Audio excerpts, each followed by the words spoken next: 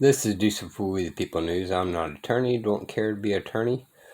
It's always a good idea to check with your attorney if you're not at age majority, that you're an adult, that you cannot handle matters of your own. So don't construe this as me saying one side or the other. I, per se, don't look straight forward. I look around me. For the outside forces may want to commit harm upon me, and I want to be able to protect myself by any means necessary and without conflicting harm upon no one. Alright, this is just a learning video for some of y'all out there that's never heard of him.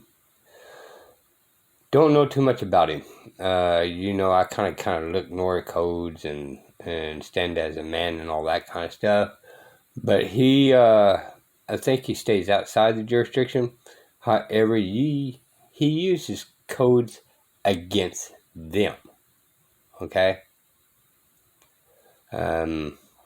So we'll get a little further in detail. Again, I would just want to let everybody know that this is just a learning video. So, take everything with a grain of salt. Do your own research. Investigate him more. So if you look up Randy Cullen, then maybe be able to learn a little bit more from him. Alright, so here we go. And I'm speaking a little loud in this one because it picks up really good. However, this may be a little quieter and you may have to get a little bigger speaker to listen to what he has to say. You're doing your own legal work. You don't have these. Back it up. I don't write my own pleadings. I pull it out of here. You just get over there or I can run over there. Everything you need.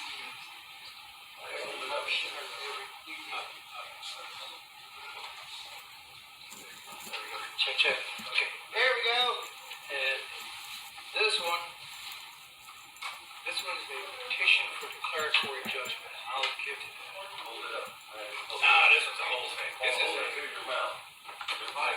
is a 130-page criminal complaint I wrote against the county I live in and the Chief Justice of the Supreme and the presiding judge of the Court of Criminal Appeals. They arrested me, held me in jail for 42 hours. We'll see how that works out for them. This one, Bunny's got a, Bunny here?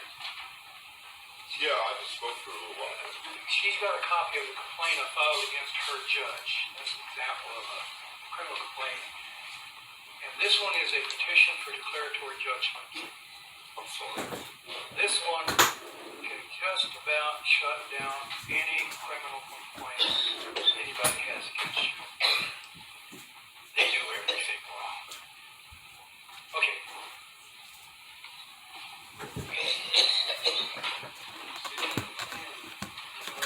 Is that on your website? Those, like that petition?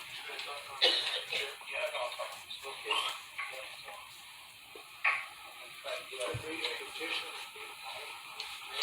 This website or one of them, it's called jurisprudence.website.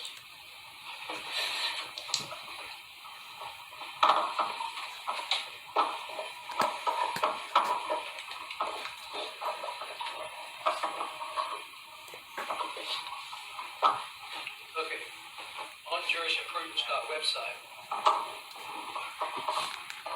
On jurisprudence.website, I've got all the stuff I've been doing over the last 30 years.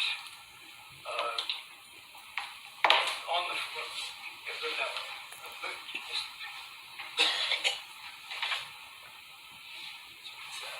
Petition for declaratory judgment, civil complaint. Okay, that's the one I just handed out. Go up a little, there's a complaint against the governor. Anyway, just go back to that site. If you go to documents and research, I got folders on top of folders. I've got examples in there of about everything. Criminal complaints, I've got statements in support. I won't have time today to go into how to write and develop complaints in detail. I'll go over it briefly. But before I get to that, I want to talk about how to think about yourself. You know, someone asked me today if we were in a democracy or a republic. Guys, we're in a republic. And that is important. When you walk into a courthouse, you are the baddest motor scooter in the building. And there's only one reason. You're not a judge, you're not a prosecutor, a bailiff, a clerk. They're all public servants. You're the master of those servants. And they better not forget it.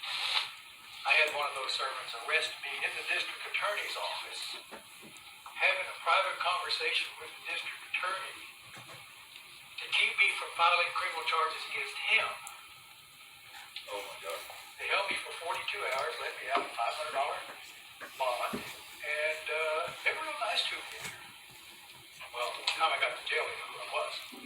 And they sent this $500 bond, and then I filed a motion to dismiss and dismissed it right away. Lawsuit. $400 million. You guys want to dance? Let me push you to the deep end of the pool. Here's how I got there. That yellow bound folder, that one is the culmination of 30 years of research. What the code says, if a policeman arrests someone for any reason, with or without a warrant, they are to take you directly to the nearest magistrate and explain themselves. That requirement has been in law since 1216 AD, when the Duke struck King John down to the River Thames, and Runnymede threatened to cut his head off if he didn't sign the Magna Carta like he promised to do when they helped him defeat the French. In that document, if a policeman or a sheriff arrested a free man for any reason, he is to take him directly to the nearest magistrate to explain himself. And it wasn't because they didn't trust the police. They didn't want the people to fear the police. They didn't want to think that the police could arrest and imprison.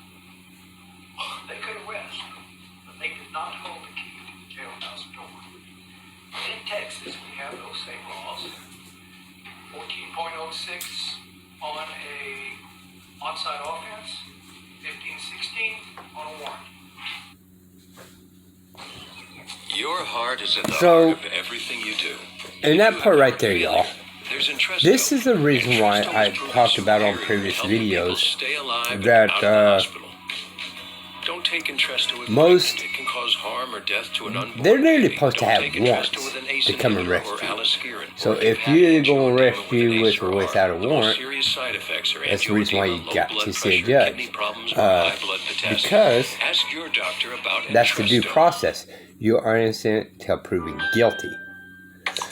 And with the warrant, then the judge, the magistrate, or whatever, however you want to look at him, they got to relook at that warrant and make sure the warrant has got the 5 elements to be valid. Alright? Technically, he's a little wrong on this. They're not allowed to arrest you Both of them without that warrant. take them directly to the nearest magistrate. When they get to that magistrate, under 2.11 Texas Code of Criminal Procedure, when the magistrate sits for the purpose of examining into a criminal accusation, that is an examining court. And what I suggest to people to better understand what's going on, get the penal code. Read it. Don't try to understand it, just read it. Read through it. It's not as big as it appears because it's outlined. There's a lot of white space. And read about halfway through. When you get about halfway through, it gets into really esoteric stuff. But all that stuff we can charge you with is between chapter 1 and chapter 4, maybe 42. When you get into the weird stuff, stop and go back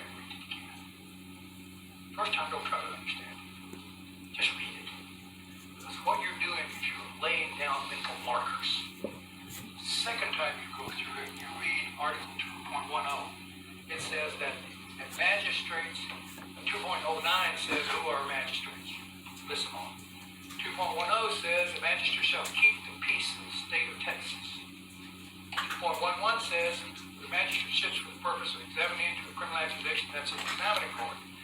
Second time you read it, you'll say, that's what chapter 16 is about. You go through that code the second time, you'll start making those connections back and forth. Then we can sit down and have a really intelligent conversation about the code. It's easier than you think. Police, prosecutors, lawyers, they want you to think this is difficult. It is not so difficult. I get up here and I do these presentations and you hear me spouting out these codes. You think, oh, that guy's got the code memorized. No. I got about a half a dozen of them. They keep coming up over and over and over. The critical one, 39.03. It says, it mimics 18 U.S. Code 241, 242, specifically 242, the Ku Klux Klan Act.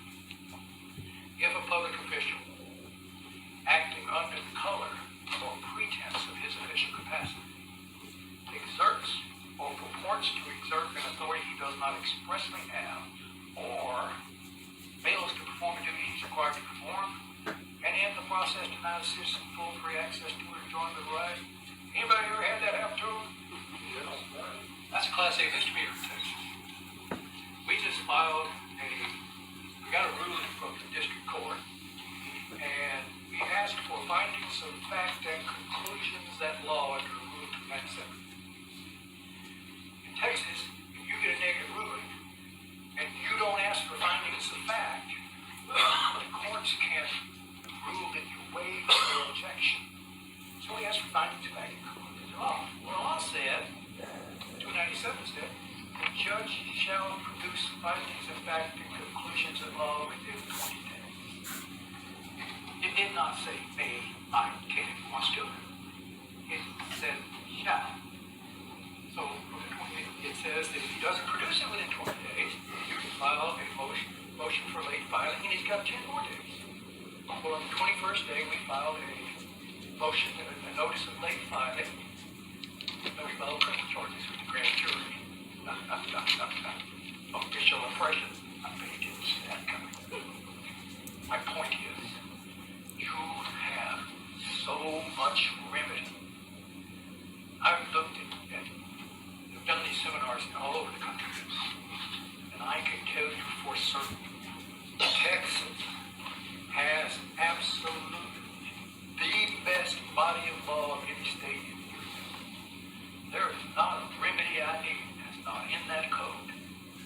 What I do, I take their code and I cram it up their behinds.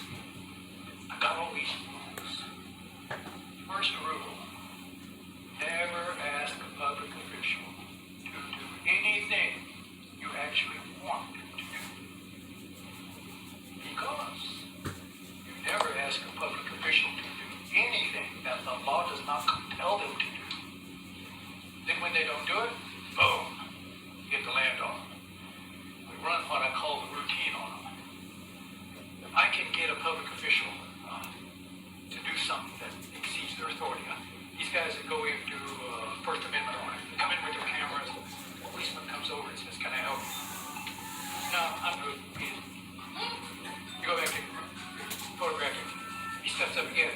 May I help you? Get lost. Now I feel threatened because he's got a pistol. Texas has a special statute about that pistol. I'll get to that in a second.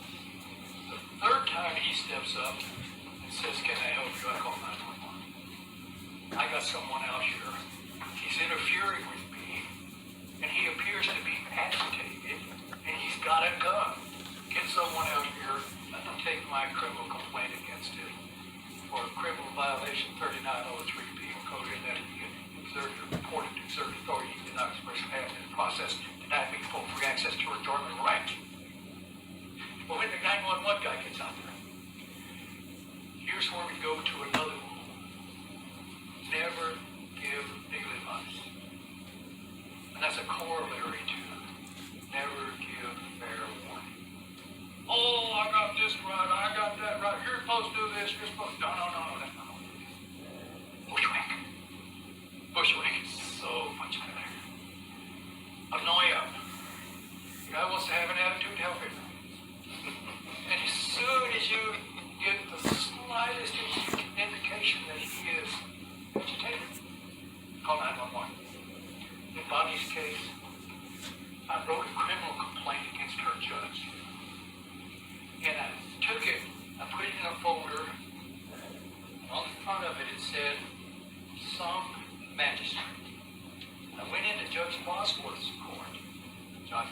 Judge Bosworth, he didn't know I was there. Had he been more careful, he's never been before. And I told the bailiff that I had business with the court with the judge. He's in his chambers. Give me this. He looked at it and said, "Some magistrate." "What is it?" "None of your business. Give it to the judge." He took it back. Well, once the judge touched it, he stuck to it. Well, the bailiff brought it back and said, the judge said he won't accept anything that doesn't have a case number. I said he will accept this. I have invoked his duty as magistrate, and that's a duty from which he may not shield himself. Well, he's not going to take it.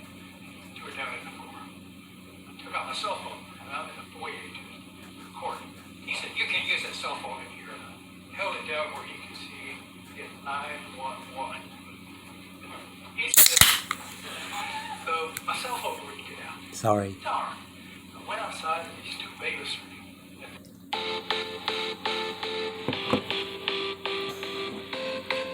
Got a drink at the wrong time, I guess. So, in essence, exactly what he's doing is using the law in his favor against them. So, we'll push that forward. metal detector and yakking back and forth. I said, "Hi guys, how things going?" And they said, "Oh, it's going pretty good." Well, it's about to go downhill. Well, they got tense.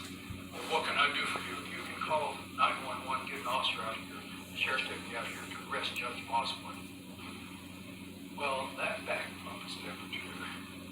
I mean, hadn't had that happen before. Guys, the first time you do that, you will be hooked. I do this stuff, and there's one really big problem. And I warn people about it on my radio show all the time. This can get addictive. This is way too much fun. Because when the 911 guy gets there, you get to see what we call this little chicken dance. Mr. Kelton, I can't arrest him. I said, "Sure you can. Just throw the cuffs on him and drag him off to jail." "Hey, kind of far to go. You gotta work down the basement." "Oh, no, Mr. Kelton. I can't arrest you." I said, "Officer, I need you to take your chicken suit off." I always say that. The reason I say that is because Okay, let's stop right there for a second. The bailiff is part of the sheriffs. Unless they end up changing everything in there, they are deputies. And their job is actually to protect you. That's the reason why you vote them in. Now, he's using codes and statutes, which is fine. But constitutionally speaking, he is correct. If that judge is acting in dishonor, you to call that deputy or bailiff or whatever you want to call him to arrest that judge. So he's going by codes and statutes, but constitutionally speaking, yes. And they are obligated to do so.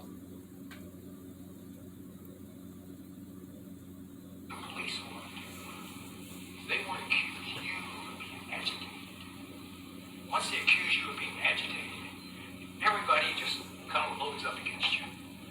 So you want to short circuit that real quick. I had one in Garland. The bailiff, I told him to arrest the judge. "I'm not going to arrest the judge. Mr. Bailiff, I need you to take your chicken suit off." He was walking back to the courtroom when I said that. He stopped, turned around real slow. "Did you just call me a coward?" "Yes, matter of fact, I did. You're a stinking, frightened coward. Get that chicken suit off, and get in there and arrest that judge." "I'm not going to arrest the judge." Well, life is filled with good decisions. We all get to make some. Your turn. It's your duty to keep the peace in the courtroom. It makes no difference who preaches it. Are you going to refuse to perform your duty and shield that judge from prosecution in violation of 3805 Penal Code? Now it's a felony in Texas. Your call. Decide. "Well, I'm not going to arrest the judge." Okay, don't go anywhere. Somebody's going to want to talk to you. 911. Once you start doing this, you walk down to the courthouse, listen real close, you can hear every anal sphincter in the building suck shut. Now, I never try to get anybody indicted. I try to get reasons to file criminal charges against them with the grand jury, but I never want to indict. In this case, it was a circus. These two Vegas, they got their sergeant. Their sergeant came up. The sergeant was good. I seldom get a sergeant this good. Female. Maybe that's why they keep them cool better. And I told her, she said, what can I do for you? I need you to arrest Judge Bosworth. She said, we're Vegas, we don't do that. I said, are you a certified peace officer in the state of Texas? She said, yes, I am. Did you do that? She kind of cringed and backed up a little. Well, what did he do? Not being full free access to enjoyment right. Well, he violated 3903 Penal Code in that he failed to perform a duty described performance process of not being full free access to enjoyment right. She said, don't give me all those statutes. All I deal in are the elements. Leaned over her, she was short. I just gave you the elements. I'm doing everything I can to push her over the edge. But she was smarter than most. She knew exactly what I was doing. She wasn't going over the edge. I finally got her to go give me a voluntary statement. And all these bailiffs are staring around watching this. I just ground her real good in front of her bailiffs. I turned around and looked at these guys and I said, you know, she handled me really well. And I like to be handled really well. You could learn from her. Once you've done this a time or two, this part gets easy. If you want to affect change in Texas, this is how we do it. I've been doing this for a long time, but I'm just one guy. You go to Austin. I was in the last case I had in Austin. They appointed me counsel. I'll get to how to handle counsel. Oh, you guys going to court without counsel? We got to fix that. Go ahead and get counsel. I'll show you how to kick your lawyers behind every way from Sunday. Going to court is like sitting down at a four-sided chessboard. It's all about relationships. You sit down at your table, your lawyer's to your right, opposing counsel to your left, the judge across from you. You have a relationship with your lawyer. Your lawyer has a relationship with opposing counsel and the judge.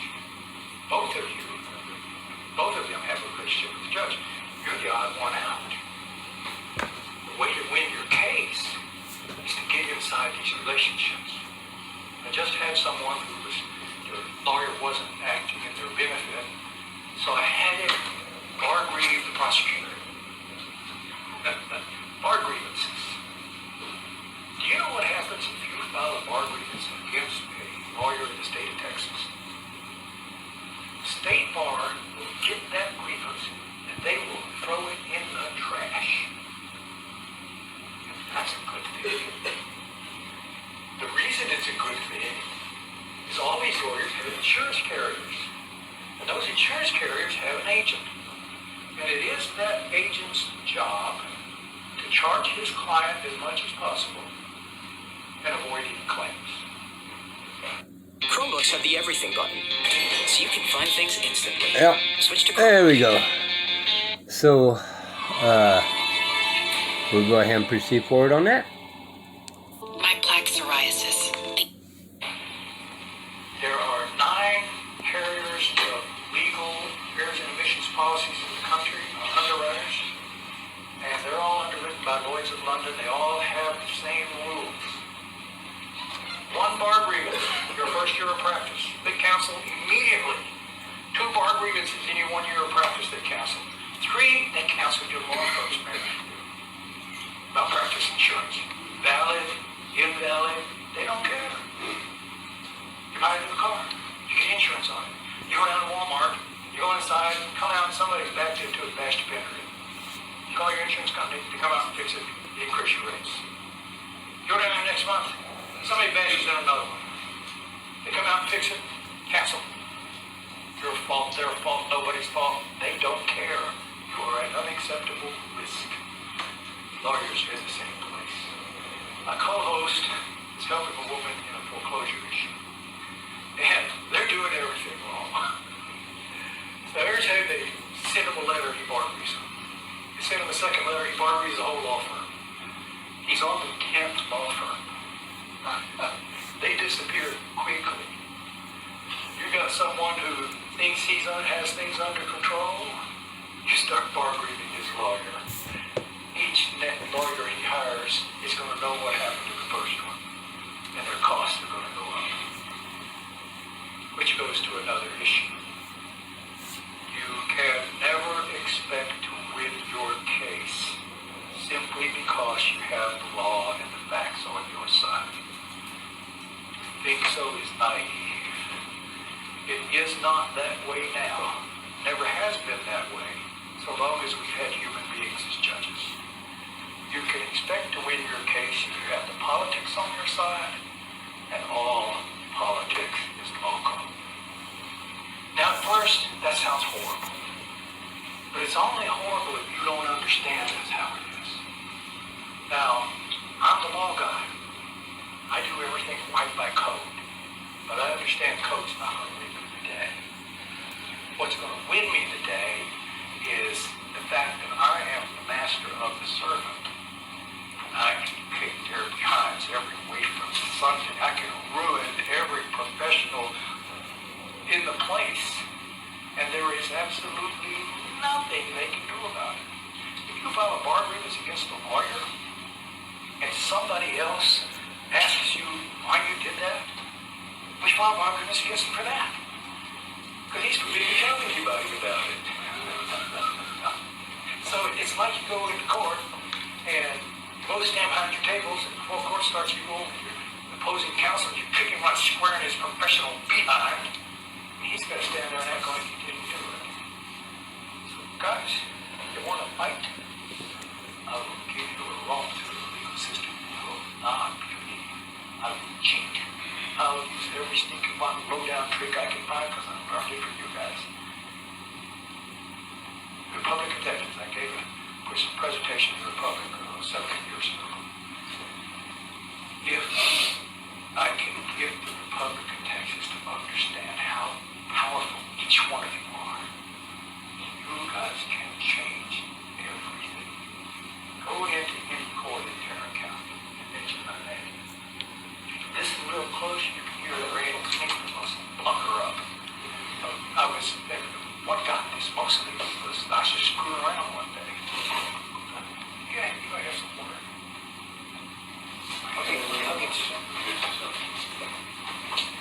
I was just screwing around. Judge Hayes, real nasty character. Really good judge. He was the JP of Mansfield. We're helping people stop foreclosures. And David was in front of me putting on foreclosure. You can represent someone, not be a lawyer. That's the only thing you can do that one. So David goes up first, and I walked up and stood at the bar and just stood there. Finally, Judge Hayes looked up and said, "Can I help you?" I said, "Yes, Your Honor. My name is Randy Kelkin, and I have a hearing deficiency." "Well, Mr. Kelkin, what's wrong with your ear?" "Oh, Judge, I was down in Mexico the other day, and I drank too much of that cheap tequila and lost my hearing aid." "Well, why are you telling me this?" I said, "Do you have accommodation for the hearing impaired?" "No, I do not." "You got a sound system here where you turn it up." "No, I will not." "Well, then will you speak up?" And he did. Told the bailiff, if I didn't sound shut up, he's going to throw me out of the courtroom. So I sat down. They ruled against David. They called me up. Now the judge, when I walked through the door, already knew who I was. I'd hammered him a time or two. So he should have known better. And he started the hearing objection. "I am here at arm's length to the court. I have a challenge to subject matter jurisdiction before the court." "Yes, Mr. Kelkin, you just filed that 20 minutes ago." "Yes, Your Honor. As a matter of fact, I did." "Well, I'm going to deny that." You can't deny a subject matter jurisdiction challenge. Period. Just can't deny one. If I say, I challenge your jurisdiction is gone. When you go into court, jurisdiction is assumed. And if it's not challenged, they move ahead. But if anybody challenges it, and they don't have to challenge it with cause, if they just say, challenge your jurisdiction, his jurisdiction is gone until he proves it. Not opposing side. Now, he can get opposing side to do it for him, but he's the one that has to show he has jurisdiction before he orders you to do anything. He has to make sure that he can. So, he denied it. I said, so you're going to deny that without even reading it? You have my word. Yes, I do. I slammed my folder shut, stood up and said, we're done here. Pointed at the mayor. You, come with me. I stormed out of the courtroom. I'm telling you guys this, because you go into these courts, everybody's afraid of this judge. Screw that judge. He's got two jobs. Determine the facts in accordance with the rules of evidence, apply the laws that comes to him to the facts of the case. If he wants to try something else, we're going to dance. It ain't going to work out so good for him. So I understand that. So I storm out of the courtroom. This big old baby follows me out. He said, thank you, thank you. He said, what can I do for you, Mr. Kelly? I said, you could arrest the judge. Well, why would I arrest the judge? I said, misdemeanor official oppression, criminal violation 3903 penal code, and that he failed to form a duty as required of form, and in the process, not being fully free access to or enjoyment of a right. Well, Mr. Kelly, what right did he deny you with? He denied me my right to accommodation under the Americans with Disabilities Act.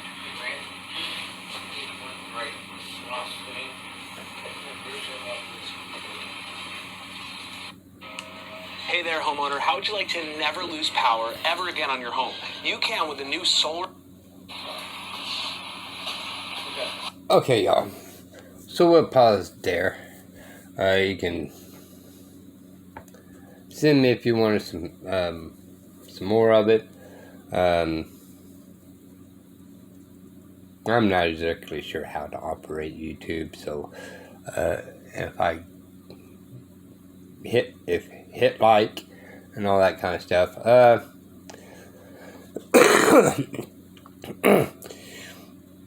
He's given basic ideas, right? And he is correct.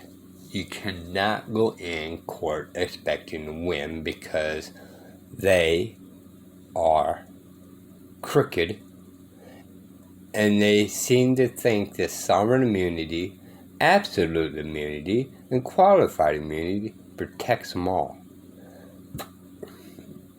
Now, I have